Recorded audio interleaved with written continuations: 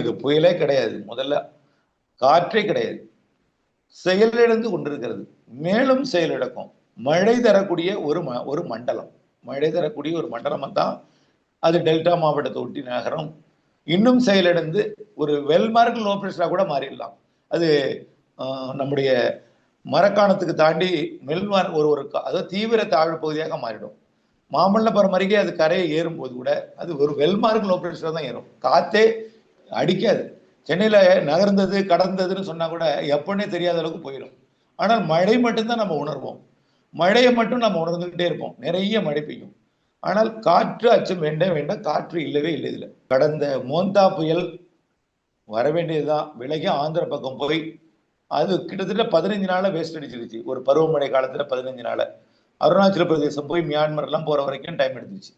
பிறகு இருந்த செட்டிங் அப்படியே மாத்தி விட்டுச்சு. எல்லாமே மாறி போயிடுச்சு. புதிதா உருவாகிற அளவுக்கு இங்க உயரழுத்தம் வந்துருச்சு போய். அது எல்லாம் அங்க தாழ்வழுத்தம் உயரழுத்தம் இருந்த இடத்துக்கு போனதுனால உயரழுத்தம் இருந்த இடத்துல தாழ்வழுத்தம் உயரழுத்தம் என்று தலைகீழ் மாற்றமாக்கி விட்டது. இவையெல்லாம் திரும்பறதுக்கு நாள் எடுத்துக்கொண்டது. இப்போது வந்து விட்டது. அதனாலதான் தலைகீழாக வருகிறது புயல் கூட.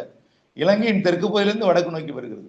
கிழக்கிலிருந்து தான் மேற்கு நோக்கி வரும். தெற்கிலிருந்து வடக்கு நோக்கி நேரடியாக இலங்கையின் குறுக்காக வரலாற்று புயலாக வந்து கொண்டிருக்கிறது.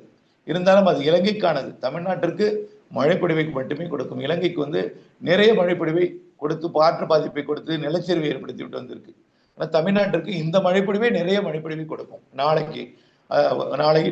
மறுதினம்